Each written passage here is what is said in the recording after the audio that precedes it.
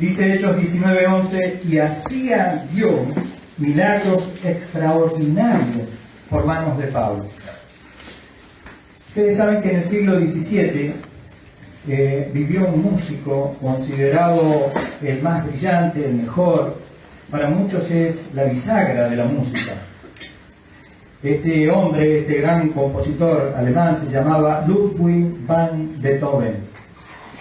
Y él es recordado por sus hermosas y talentosas composiciones. Nosotros la hemos escuchado a través de películas, músicas de películas, hasta inclusive los dibujos animados. ¿Quién no escuchó algo de Beethoven? Los que no conocemos de esa música no sabemos qué es Beethoven, pero es Beethoven. y este es muy recordado por los que aman la música, porque él ha hecho 9 sinfonías, cantatas, sonatas, ha escrito conciertos para piano, para violín. Dice la historia que Beethoven se lo compara con Albert Einstein, Stephen Hawking, que es considerado hoy el hombre más inteligente del mundo, porque dicen que la mente de Beethoven era como una pizarra donde él podía retener largas sinfonías y luego las bajaba al papel. Eso es único. Entonces se lo considera uno de los hombres más inteligentes que existieron. Pero sus logros, sus obras, se hacen más impresionantes cuando nosotros nos enteramos que su padre era un músico mediocre, un oportunista, un alcohólico violento, que era una mala persona, que en ese tiempo, en el siglo XVII, apareció una familia llamada Mozart, que les nació un hijo que era prodigio, que recorría Europa brindando muchos conciertos y recaudando mucho dinero. Y como el padre de Beethoven era un hombre, un oportunista, él quería trabajar, quería superar a este joven Amadeus Mozart, que estaba haciendo estragos en su siglo, en su tiempo, que tenía 2 años menos que Mozart.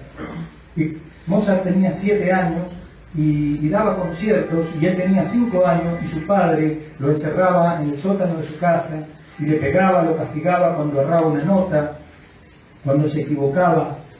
No lo dejaba participar con los chicos, con los niños, lo hacía ensayar todo el tiempo, no lo permitió estudiar, lo levantaba a medianoche para tocar para sus amigos, que en este tiempo sería para nosotros una explotación infantil. Y para colmo, desde su juventud, él comenzó a sufrir de una enfermedad que se la diagnosticaron pérdida progresiva del oído. Y esto, para un músico, es una catástrofe, ¿sí o no? Es sorprendente el hecho de que Beethoven escribió muchas de sus grandes obras cuando ya estaba totalmente sordo. Dicen que él apoyaba su oído en el piano para escuchar el golpe de la nota. Beethoven murió solo, aislado. Él se comunicaba con un cuaderno. Él invirtió todo su dinero para pagar a algunos otros que se aprovecharon de él, que supuestamente iban a inventar algún aparato para que él pudiera recuperar el oído. La música de Beethoven se realza, se valora, se hace mucho más impresionante cuando nosotros conocemos el trasfondo de su vida. De la misma manera, apreciar las escrituras es similar a apreciar la música de Beethoven, porque la única forma de poder ver el poder y la claridad con que la Biblia proclama la revelación de Dios es cuando nosotros descubrimos el trasfondo de los escritores. Es cuando indagamos en sus vidas, en sus luchas, en sus virtudes, en sus debilidades, en sus triunfos, en sus fracasos, en sus aciertos, en sus errores. Y es en ese punto cuando nuestra comprensión y nuestra apreciación de las Escrituras se aumenta y se profundiza. Dice la palabra de Dios, y hacía Dios milagros extraordinarios por mano de Pablo. Ustedes saben que hace mucho tiempo que el Señor me viene ministrando con esta palabra. Y hacía Dios milagros extraordinarios por manos de Pablo. ¿Y quién era Pablo? Pablo, antes de ser el apóstol, era Saulo de Tarso. Fue un hombre a que Dios tocó de una manera especial. Él era un fariseo orgulloso, un religioso extremista, era colérico, era encarnizado. Saulo era un hombre que sentía, yo diría, un deseo infernal de destruir la iglesia. Saulo, con poco más de 30 años, era considerado por los rabinos, por los líderes de la religión hebrea, como el joven más prometedor de la religión, del judaísmo. Se creía que iba él a suceder a Gamaliel, su maestro, el gran maestro judío de Israel. El candidato, ¿quién era? Este joven. Apareció esta eminencia. Y en cuanto a celo, Saulo superaba a todos en Israel. Y él consideraba que Dios lo había levantado como guardián de la ley de Moisés. Entonces él observa el crecimiento de esta nueva secta que aparece en Israel, que se llamaba la secta del camino. Y su líder había muerto. Su líder era un carpintero que, bueno, ya murió, ya fue, diríamos hoy. Pero lo que él sentía era la necesidad de erradicar a sus seguidores. Y si era posible, para lograr el objetivo, tenía que sembrar el terror y él estaba dispuesto. Por eso dice Hechos capítulo 8, vamos a trabajar en el libro de los Hechos. Se llama Hechos de los Apóstoles, pero yo creo que debería llamarse Hechos de quién.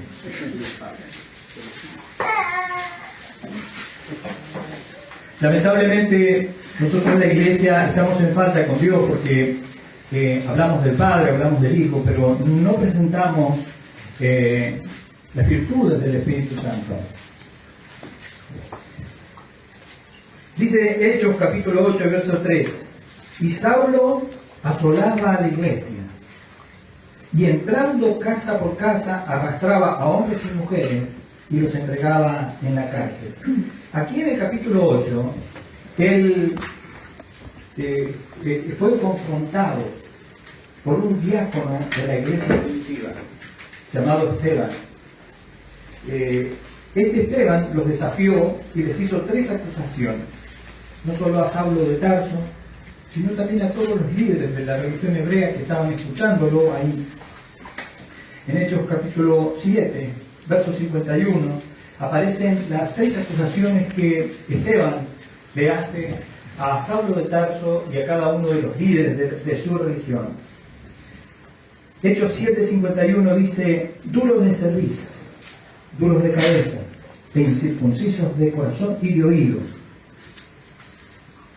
¿Ustedes cómo les caería? Porque él había terminado de presentarles el Evangelio y les habló desde Abraham y pasó por Moisés, les presentó el plan de salvación y llegó a Cristo y les dijo que Cristo era el Señor. Y entre ellos aquí en el verso 51 dice: duros de cerviz, incircuncisos de corazón y de oído. Ustedes, y aquí está la primera acusación que él les hace, y la más dura, ustedes, dice, resisten siempre al Espíritu Santo.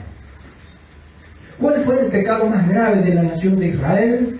Resistir siempre al Espíritu Santo. Y le dice: como vuestros padres, así también ustedes. Y aquí aparece en el verso 52 la segunda acusación, al cual le pregunta Esteban: ¿a cuál de los profetas no persiguieron vuestros padres y mataron a los que anunciaron de antemano la venida del justo? ¿Quién era el justo? Jesús se llama. De quien ustedes ahora, miren lo que les dice, ustedes ahora habéis sido entregadores y matadores. La segunda acusación. Y la tercera acusación aparece en el verso 53. Vosotros que recibisteis la ley por disposición de ángeles y no la guardasteis. Imagínense Pablo, que él se creía el guardián de la ley. Y dice el verso 54, oyendo estas cosas, se endurecían en sus corazones y crujían los dientes contra él. Y el verso 58 dice, echándole fuera de la ciudad, le apedrearon, y los testigos pusieron sus ropas a los pies de un joven que se llamaba Saulo. Pero la acusación más grave fue que ellos resistían al Espíritu Santo. Porque el Espíritu Santo es el que nos convence del pecado. Una persona que no se reconoce como pecador, no le está dando lugar al Espíritu Santo, no está reconociendo al Espíritu Santo. Por eso el enemigo de Dios, el diablo, ha instalado en el corazón. Yo siempre dije, hasta los 27 años que conocí a Cristo, que yo era bueno. No le hago mal a nadie, nunca maté a nadie, no robo. Después otra cosa no me pidan. Con eso ya es suficiente, con eso para mí ya era ser bueno. Entonces, la acusación más grave fue resistir al Espíritu Santo, y eso lo encolerizó. Y dice el capítulo 8, Hechos capítulo 8, verso 1, y Saulo consentía en su muerte. Él había estado cuidándole la ropa a los que apedrearon a Esteban. Dice así, en aquel día hubo una gran persecución contra la iglesia que estaba en Jerusalén. Y el verso 3 dice, porque uno dice, ¿y quién es el asolador? ¿Quién es el que asolaba la iglesia? Porque el verso 1 dice que en aquel día hubo una gran persecución contra la iglesia que estaba en Jerusalén. Pero ¿quién era el asolador de la iglesia? El verso 3 dice, y Saulo asolaba la iglesia. Él era el asolador. Y Saulo asolaba la iglesia, y entrando casa por casa arrastraba a hombres y mujeres y los entregaba en la cárcel. Pero hay una cosa rescatable para él, porque él creía, él estaba convencido con toda sinceridad que él estaba haciendo lo correcto. Pero ¿saben qué pasó? La historia no termina ahí. La historia continúa en el capítulo siguiente, en el capítulo 9, verso 1. Dice, y Saulo, capítulo 9, verso 1 de Hechos, respirando aún amenazas y muerte contra los discípulos del Señor, vino al sumo sacerdote y le pidió cartas para la sinagoga de Damasco a fin de que si hallase algún hombre o mujer de este camino, al cristianismo se le llamaba en el principio la secta del camino, él pidió una autorización legal al sumo sacerdote para que si encontrara algún hombre o una mujer de esta religión, de este camino, lo trajese preso a Jerusalén. ¿Para qué? Para ser juzgado y luego ser ejecutado. Mas yendo por el camino, miren lo que pasó. Mas yendo por el camino, aconteció que al llegar cerca de Damasco, repentinamente, dice que tuvo una experiencia espiritual, que lo rodeó un resplandor de luz del cielo. Y cayendo en tierra, dice que Saulo oyó una voz que le decía, Saulo, Saulo, ¿por qué me persigues? Y el verso 5 dice que él dijo, ¿quién eres, Señor? Él era un hombre que necesitaba de Dios. Él era un hombre que estaba buscando la verdad de Dios. Mire, no existe un ser humano que diga, yo no necesito a Dios, porque todos tenemos en el interior una necesidad de encontrar la verdad. Yo decía, ¿quién tiene la verdad? Porque el testigo de Jehová dice que tiene la verdad, el mormón dice que tiene, los evangélicos dicen que tienen la verdad, los católicos, los evangélicos, todos tienen la verdad. Entonces, cuando me dijeron, lee el Nuevo Testamento y ahí te vas a encontrar con la verdad. Y cuando leí el Nuevo Testamento, me encontré con un hombre que dijo, yo soy el camino, soy la verdad y soy la vida. Y ese hombre se llama Jesús. Y dice que este se encontró, inmediatamente le dice, ¿quién eres, Señor? Y le dijo, yo soy Jesús. Yo soy Jesús, a quien tú persigues. Y le dice, dura cosa te es dar voces contra el aguijón. Eso significa, el aguijón era un palo que tenía una punta de aguja con que enderezaban a los bueyes cuando se salían del surco. Y el ejemplo que le da el Señor es como darle patadas en la punta de ese aguijón. Yo soy Jesús, a quien tú persigues, pero si no estaba persiguiendo a Jesús, estaba persiguiendo a la iglesia. Miren, Cuando usted es perseguido, Jesús es perseguido. Amén. Entonces uno tiene que descansar en Dios. Y le digo, yo soy Jesús a quien tú persigues. Y una cosa te es dar voces contra la razón. Para que nosotros podamos apreciar las emociones, los traumas, el trance, el conflicto que estaba ocasionando esta experiencia, es necesario entender que para este Saulo de Tarso, el asolador de la iglesia, Jesús estaba muerto. Y en ese punto, en este punto, Saulo comprendió 4 cosas. Comprendió que Jesús no estaba muerto. Comprendió que Él había resucitado, que había sido glorificado y que estaba a la diestra de Dios Padre. Y en este encuentro con el Salvador glorificado fue lo que cambió el curso de su vida. Él dijo, ¿quién eres, Señor? Él creyó, Él lo aceptó. Él reconoció a Cristo como su Señor. Juan 1:12 dice que a los suyos vino al pueblo de Israel, a los judíos, hablando de Jesús. Dice, a los suyos vino y los suyos no le recibieron. Mas a los que le recibieren, a los que creyeren en su nombre, le dio potestad de ser hechos hijos de Dios. Yo me acuerdo el día que acepté a Cristo.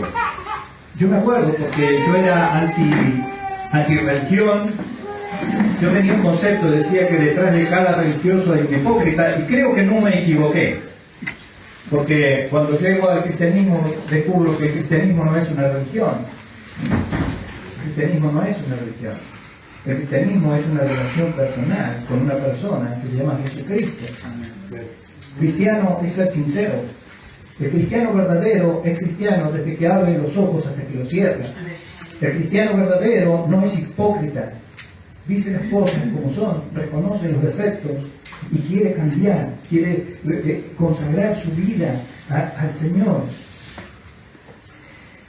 Y en este encuentro con el Salvador glorificado, ahí fue donde cambió el curso de su vida. Saben que yo tenía mis 27 años y creía que me la sabía toda y que tenía fuerza y que no necesitaba nada de nadie.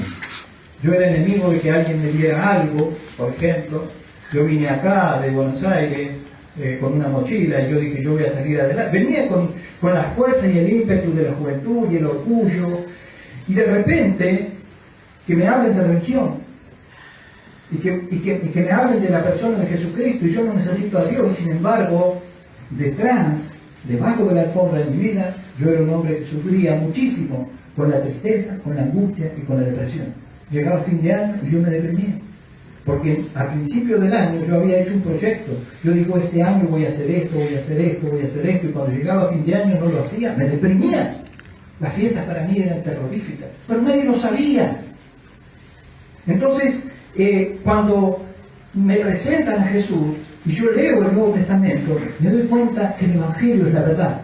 Pero no quería aceptar a Cristo. Venía una noche y estaba la persona que me estaba testificando. Yo decía, qué pesado, me va a hablar de religión. Y después a la otra noche, porque bueno, nadie se había empeñado que había que buscar a Dios, y bueno, había que buscar a Dios. Eso es lo que yo... Pero la necesidad que ella tenía, yo también la tenía, pero yo la disimulaba. Ella tenía otros problemas, ella no podía dormir, porque soñaba, porque... Yo no tenía ese problema, yo tenía otro. ¿Vieron? Mire, uno puede decir, yo no tengo ese problema, pero seguramente algún problema debe tener. Porque el que vive de espaldas a Dios está lleno de problemas. Yo lo sé, porque 27 años de mi vida viví de espaldas a Dios. Y en esa noche, cuando yo acepté a Cristo, ustedes saben que yo experimenté algo extraordinario. Experimenté lo que Jesús enseña en Juan, cuando dice que de su interior fluirían ríos de agua viva.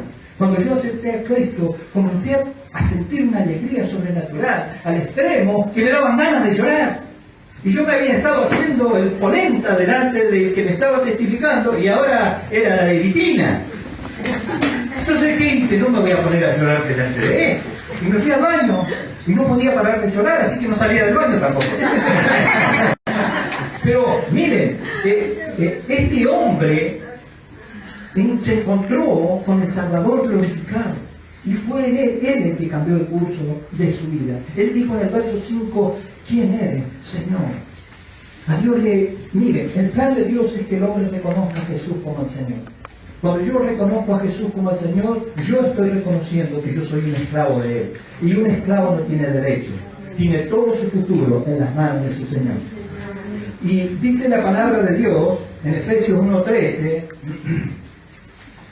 dice, en Él también vosotros, habiendo oído la palabra de verdad, que es el Evangelio de vuestra salvación, y habiendo creído en Él, fuisteis sellados con el Espíritu Santo de la promesa.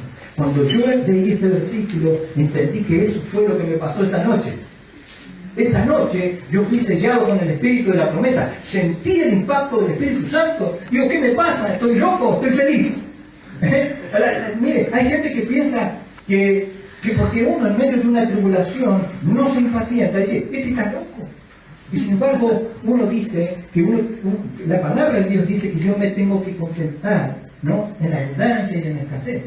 Que las cosas externas, lo que me rodea, no me debe manejar mi comunión con Dios, mi relación con Dios. No debe manejar mi estado de ánimo. ¿Por qué? Porque Dios trabaja con mi vida, con un propósito. Cuando Dios cumple el propósito, suelta la bendición. Entonces yo tengo que discernir que seguramente Dios está queriendo trabajar conmigo. Por lo general Dios hace eso, cierra su mano y nos hace sufrir cuando endurecemos el corazón. Entonces dice acá en Efesios 1:13 que en Él también vosotros, habiendo oído la palabra de verdad, el Evangelio de vuestra salvación, y habiendo creído en Él, fuisteis sellados con el Espíritu Santo de la promesa. Y muchos opinan que esto es el bautismo del Espíritu Santo. Y se enseña, y dice, cuando uno acepta a Cristo, es bautizado por el Espíritu Santo. Pero vamos a ver si es así. Dice, no existe eso del bautismo del Espíritu Santo. Dice la palabra de Dios, vamos a seguir leyendo en el verso 6. En el verso 5 dice, y él dijo, ¿quién eres, Señor? Y le dijo, yo soy Jesús, a quien tú persigues. Dura cosa te es dar patadas contra la punta de una aguja del aguijón. Y dice el verso 6, y él temblando y temeroso dijo, Señor, certificó la decisión que había tomado, desesperadamente había encontrado la verdad. Señor, ¿qué quieres que yo haga? Y el Señor le dijo, levántate. Y eso es lo primero que Dios hace cuando alguien lo reconoce como Señor, como su Dios, como su Salvador. Ahí es cuando la persona comienza a levantarse. Porque nosotros caminando con Dios, de verdad no caminamos, nos arrastramos por la vida, andamos rebotando por la vida. Pero cuando nos encontramos con Jesús, lo primero que Él hace, levanta, Él me levanta. Y le dice, él temblando y temeroso, le dijo, Señor, miren lo que le dice, ¿qué quieres que yo haga? La disposición de este hombre. Él quería trabajar para Dios, él quería servir a Dios, es algo que quería hacer. Un minuto hacía que había entregado su corazón a Cristo y ya le estaba preguntando, Señor, ¿qué quieres que yo haga? Mire qué ejemplo. Entonces el Señor le dijo, tranquilo, levántate. Porque levántate y entra a la ciudad y se te dirá lo que debes hacer. Miren, Dios me levanta, no para que yo haga lo que quiera. Recuerden que Él es el Señor y nosotros los esclavos. Él es el Señor y nosotros los siervos. Cuando Dios me levanta, no me levanta para que yo haga lo que quiera, sino lo que Él dice que yo debo hacer. Eso es lo que yo debo hacer. ¿Cuántos dicen amén? Amén. Levántate y entra en la ciudad y se te dirá lo que debes hacer. Dice que los hombres que iban con Saulo se apartaron atónitos, oyendo a la verdad la voz, mas sin ver a nadie. Entonces Saulo se levantó de tierra y abriendo los ojos no veía a nadie. Chan. Así que llevándole por la mano, le metieron en Damasco, donde estuvo 3 días sin ver y no comió, ni tampoco bebió.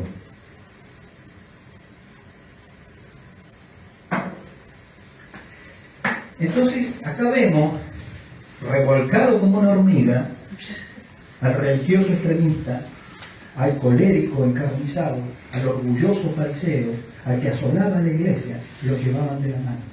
Lo llevaban de la mano para dejarlo en Damasco, ciego, sin comida ni agua. Imagínense el efecto de la noticia en la iglesia de Damasco, porque todos sabían que Saulo estaba entrando a la ciudad. No había Facebook, pero ellos sí sabían. Viene Saulo. Todo el mundo sabía, la iglesia de todos lados sabían dónde es que estaba. ¿Vieron que hay ahora zorros a la vista? Estaba en ese entonces. Saulo a la vista. Entonces ellos,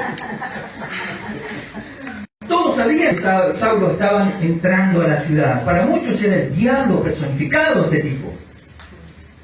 Entonces, dentro de la iglesia de Damasco estuvieron orando ¿para qué? Por lo que todos oramos por lo general cuando tenemos un grave problema. ¿Para qué? Para que Dios intervenga. Señor, intervení. Señor, por misericordia. Y al último, Señor, hace algo.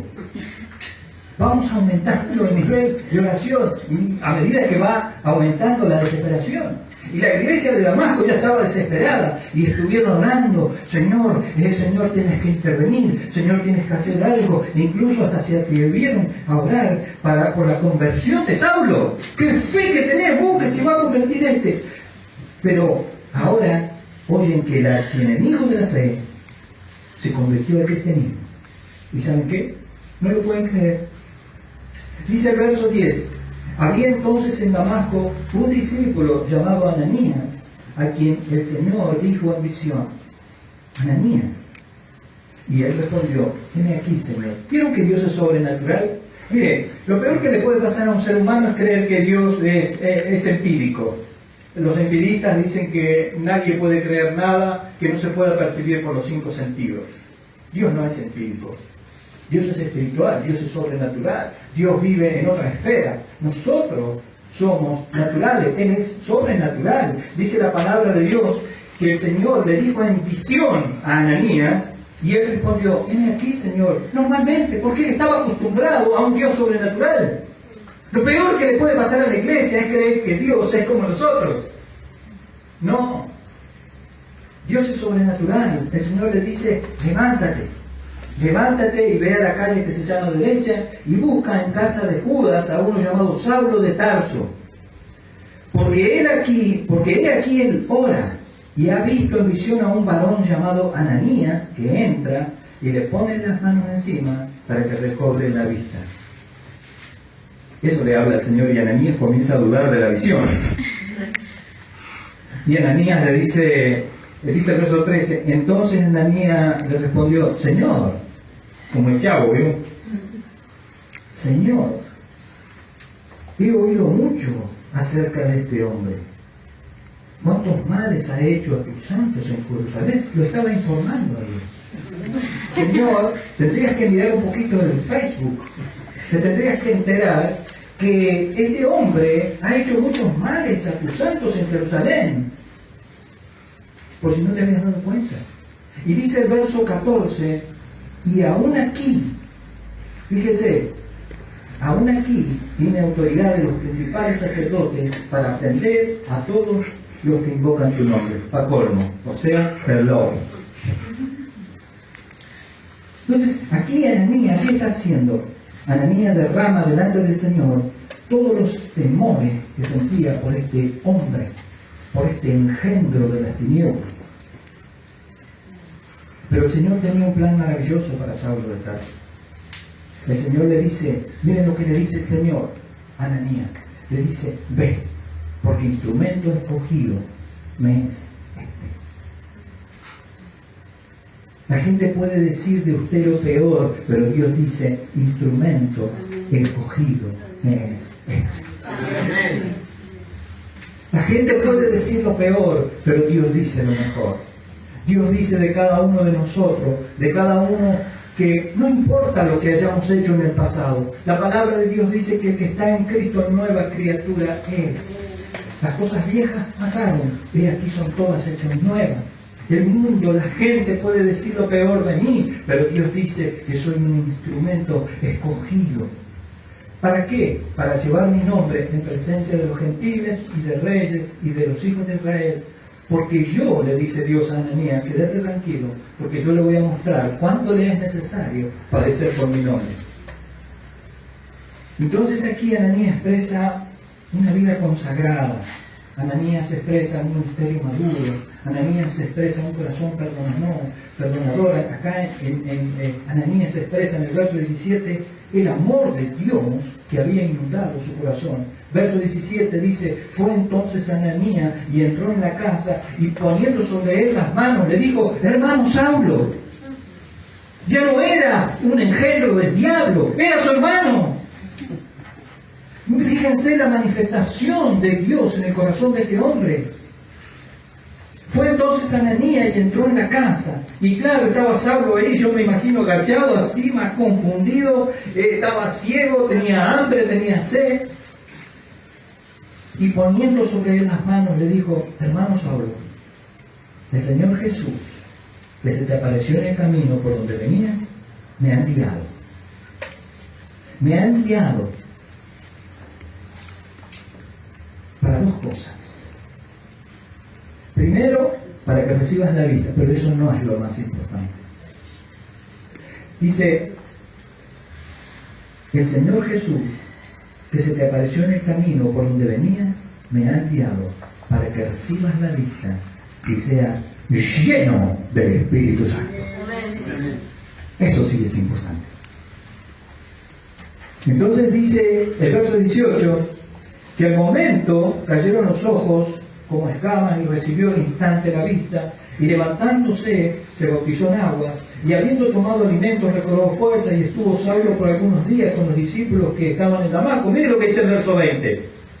Enseguida, dice, enseguida predicaba a Cristo en la sinagoga diciendo que este era el Hijo de Dios.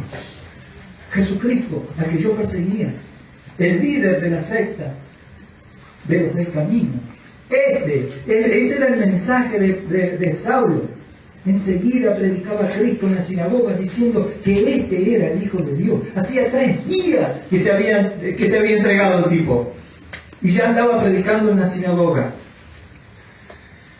Pero ¿qué fue lo que convirtió a este amargado religioso en un gigante espiritual? ¿Saben qué fue? Esto, el bautismo del Espíritu Santo. La llenura, la potencia, la dinámica del Espíritu. ¿Cuántos dicen amén? Amén. Amén. ¿Cuántos quieren tener un encuentro con el Salvador glorificado? Amén.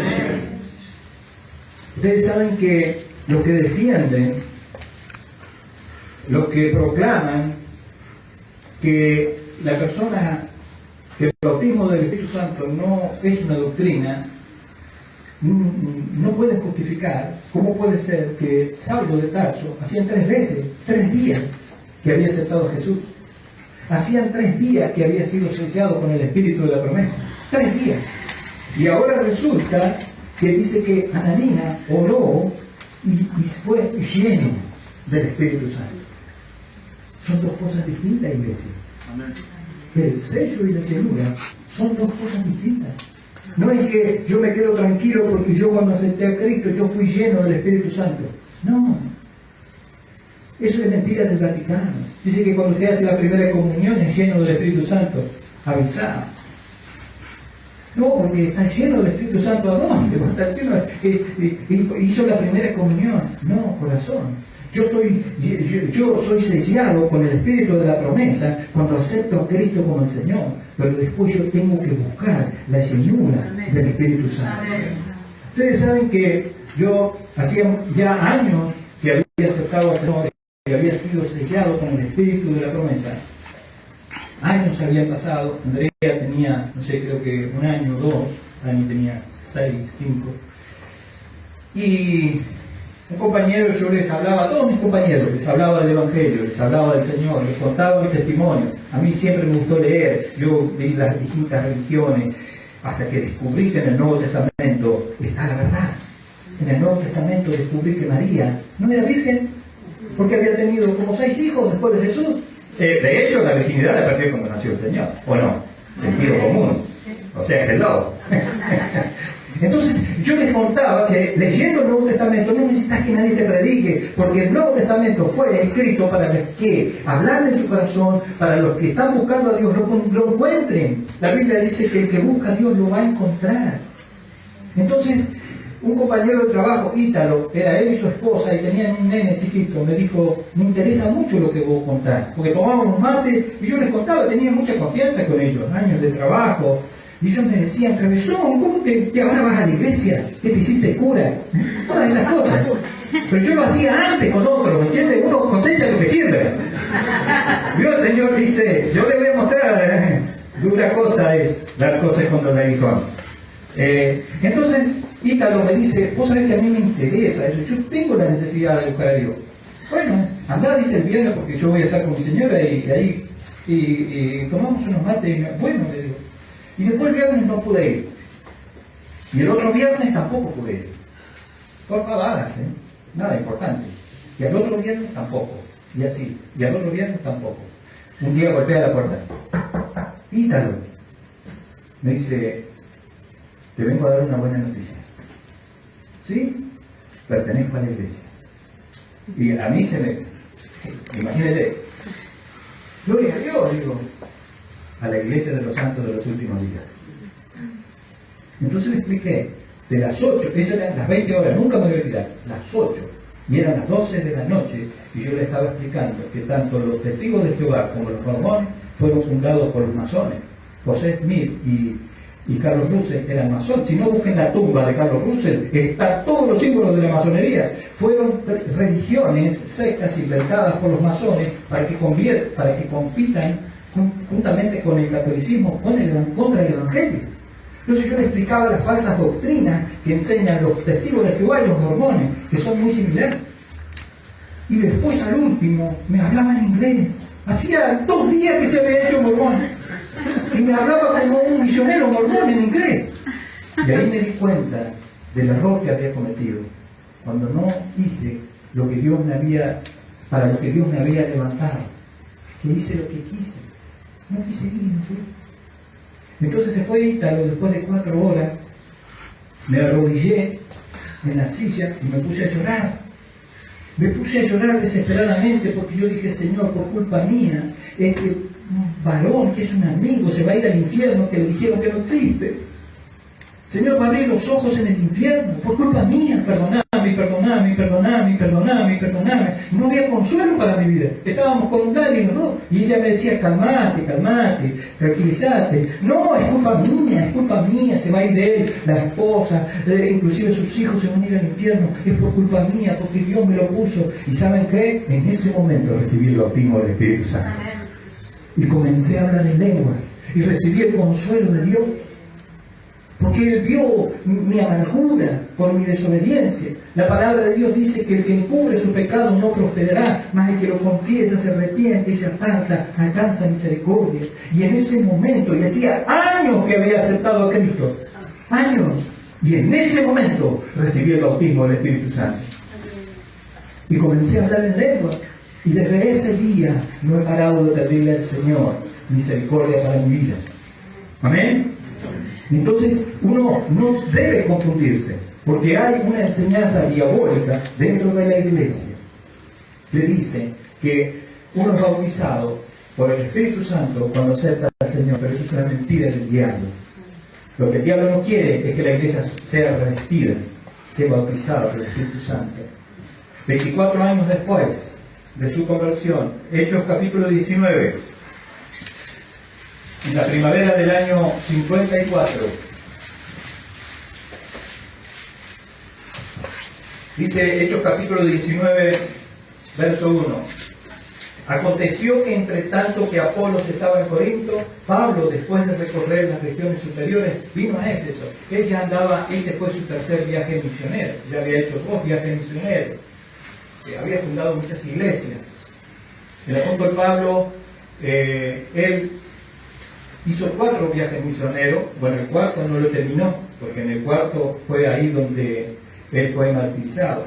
Pero aquí comienza el tercer viaje misionero y llega a esta ciudad, a Éfeso.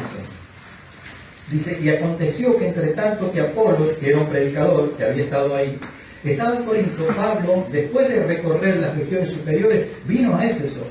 Éfeso era lo que hoy es Turquía. Era una ciudad muy importante y era designada entre 13 ciudades a ser la guardiana de la gran diosa Diana, la imagen caída del cielo. La imagen de Diana era la imagen de una mujer con muchos senos. Con muchos senos. Era la diosa de la fertilidad. Era Diana, era Star, Artemisa. Entonces, Éfeso era el centro de la religión. Inclusive era más importante que Atenas, porque en Atenas estaban las grandes escuelas de filosofía. En Atenas estaba la escuela de Platón, de Aristóteles. Pero Éfeso era la capital de la religión, la capital del culto de Diana. El templo estaba allí, es una de las maravillas de la humanidad. Y la adoración relacionada con Diana era promiscua, era satánica. Y Éfeso era el asiento del principado de la región, del continente. Entonces el Señor sabía que a ese lugar no podía enviar a cualquiera. Debía ser alguien revestido con la dinámica del Espíritu Santo. Por eso le dice a Ananías, ve, porque instrumento escogido me es este. Entonces, ¿qué hace Dios?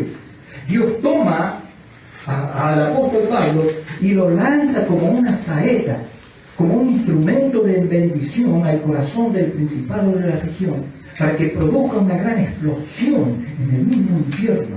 Y dice el verso 19, y aconteció que entre tanto que Apolos estaba en Corinto, Pablo, después de recorrer las regiones superiores, vino a Éfeso y hallando ciertos discípulos les dijo, ¿recibieron el Espíritu Santo cuando creyeron? Y ellos le dijeron, ni siquiera hemos oído si hay Espíritu Santo. Entonces le dijo, ¿en qué pues fuiste bautizado? Y ellos dijeron, en el bautismo de Juan. Ahora, ¿por qué el apóstol le hace semejante pregunta? ¿Recibiste el Espíritu Santo cuando creíste? ¿Por qué? Si no era la costumbre de él preguntar esto, es la única vez que él pregunta este tipo de cosas. ¿Saben por qué? Porque notó que en sus vidas le pasaba algo. Hay personas que tienen buen testimonio, que conocen la palabra de Dios, que aman la obra de Dios, que anhelan servirle, pero les falta algo. El apóstol Pablo discernió que a estos discípulos les faltaba algo, les faltaba la dinámica del Espíritu Santo. Entonces, verso 4 dice, Juan bautizó con bautismo de arrepentimiento, diciendo al pueblo que creyesen en aquel que vendría después de él, esto es en Jesús el Cristo. Y cuando oyeron esto, fueron bautizados en el nombre de Jesús. Y habiéndoles impuesto las manos, ¿qué hizo? Vino sobre ellos. ¿Qué vino sobre ellos? Vino sobre ellos el Espíritu Santo, y esto se llama bautismo. Esto se llama llenura, esto se llama potencia, esto se llama dinámica del Espíritu Santo de Dios. Pero Juan él lo había profetizado, Juan el Bautista lo había profetizado. Él decía que detrás de él venía uno más poderoso que él, a quien decía Juan, yo no soy digno de desatar la correa de su calzado. Yo a la verdad, les decía Juan a sus discípulos, los he bautizado con agua, pero detrás de mí viene uno que los bautizará con el Espíritu Santo. Esto aparece en Marcos 1:7. Juan el Bautista les había anunciado. Lo que estos discípulos no sabían era que el Espíritu Santo había sido ya derramado en Pentecostés. Y habían pasado 24 años. 24 años habían pasado. Y ellos todavía no se habían enterado de que el Espíritu Santo había sido derramado el día de Pentecostés. Miren, ¿saben que una vez yo le comentaba a un amigo, le decía, yo conozco un pastor que en realidad yo considero que fue el que más demonios ha echado,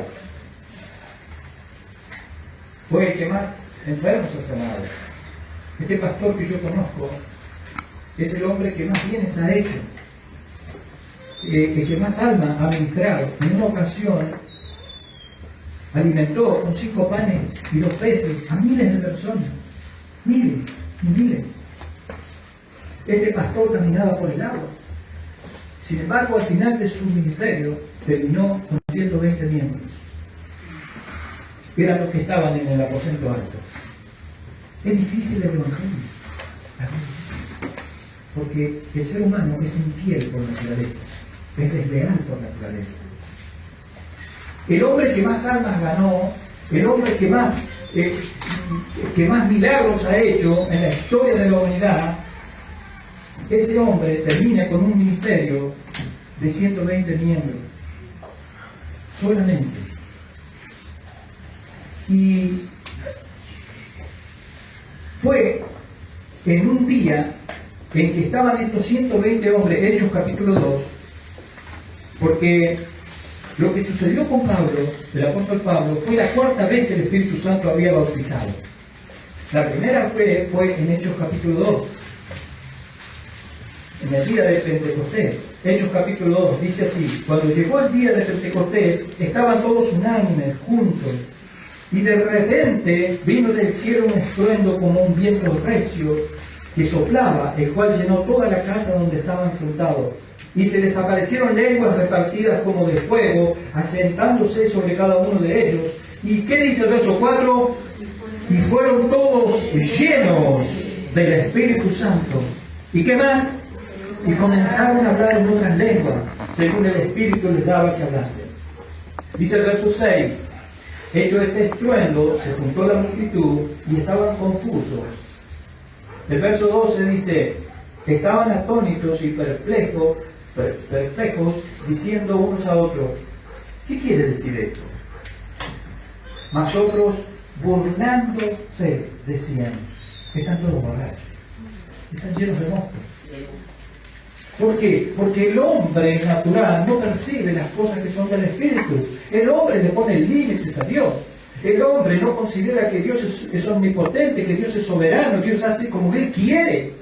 Porque Él es sobrenatural. Los naturales somos nosotros. Esa fue la primera vez que descendió el Espíritu Santo sobre 120 hombres y mujeres que estaban en el aposento alto, en obediencia, donde el Señor le había dicho que esperaran en mí.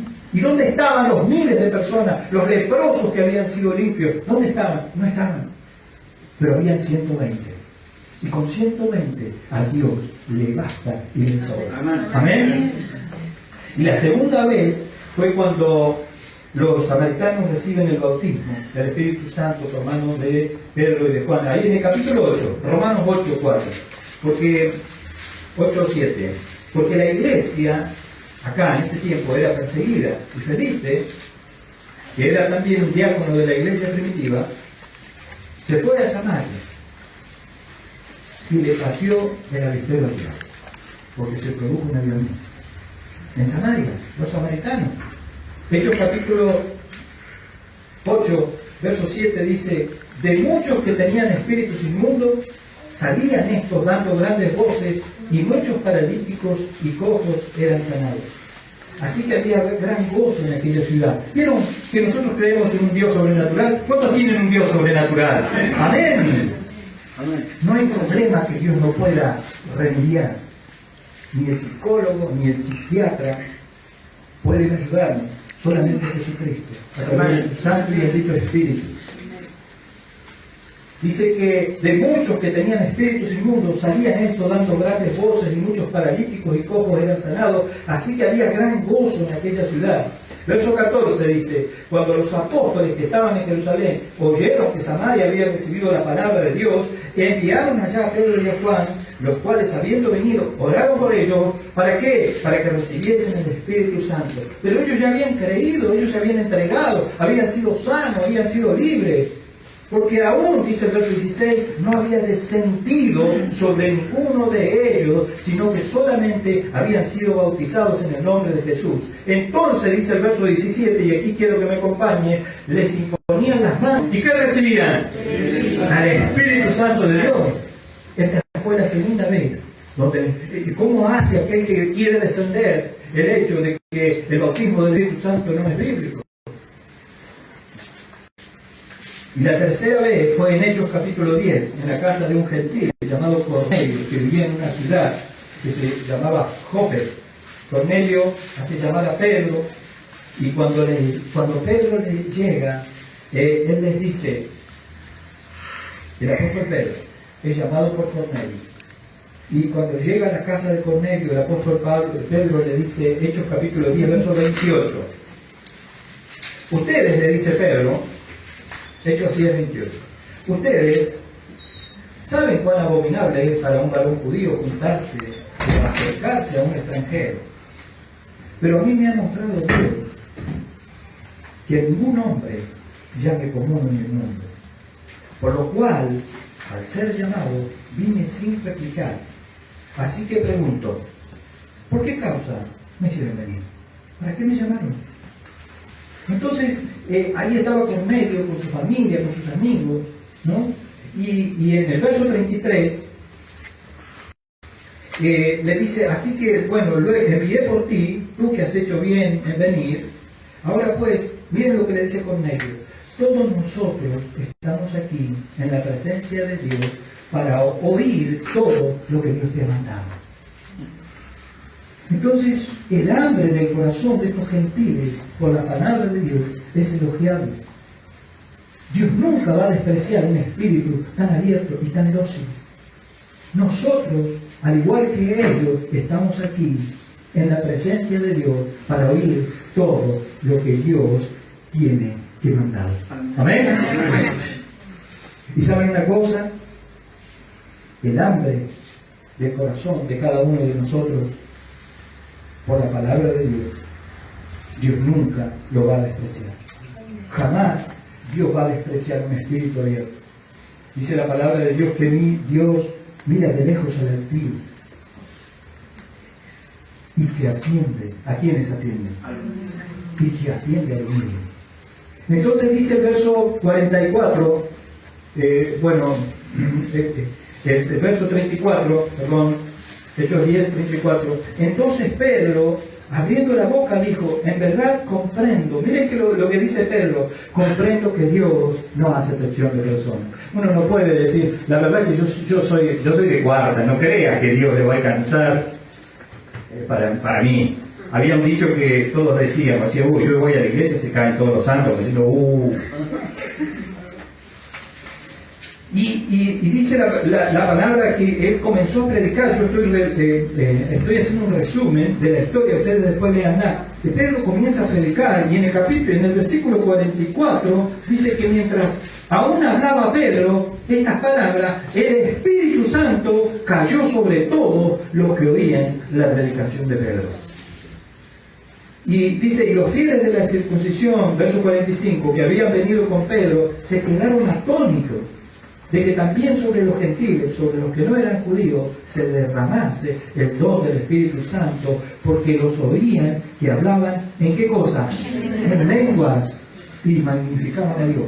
El bautismo del Espíritu Santo viene seguido con el hablar en lenguas. Entonces, cuando Pedro va a Jerusalén y va a entregar el informe, ahí, Hechos capítulo 11, verso 11, vamos a leer, él cuenta lo que pasó, le cuenta a la iglesia de Jerusalén. Les dice, Hechos capítulo 11, verso 11, he aquí luego, dice Pedro, llegaron 3 hombres a la casa donde yo estaba, enviados a mí desde Cesarea, ¿no?, por Cornelio, y el Espíritu me dijo que fuese con ellos sin dudar. Fueron también conmigo estos 6 hermanos y entramos en la casa de un varón quien nos contó cómo había visto en su casa un ángel que se puso al pie y les dijo, envía hombres a Jope y haz venir a Simón, que te tiene por sobrenombre Pedro. Él te hablará palabras por las cuales serás salvo tú y toda tu casa. Cuando comencé, dice Pedro, a hablar, ¿qué pasó? Verso 15, Hechos 11, 15. Dice Pedro, cuando comencé a hablar, ¿qué pasó, iglesia? Cayó el Espíritu Santo sobre ellos, como sobre nosotros en el principio, en Hechos capítulo 2. Entonces, dice Pedro, mire lo que dice el verso 16, entonces me acordé de lo que dijo el Señor cuando dijo, Juan ciertamente bautizó con agua, mas vosotros seréis bautizados con el Espíritu Santo. Hay una promesa, hay que reclamarla. ¿Amén? Amén. Los que niegan el bautismo del Espíritu Santo es porque no lo recibieron. Nosotros, que el Señor nos libre de dar cosas contra el aguijón, de negar al Espíritu Santo. ¿Cuántos creen que el Espíritu Santo está en este lugar? Amén.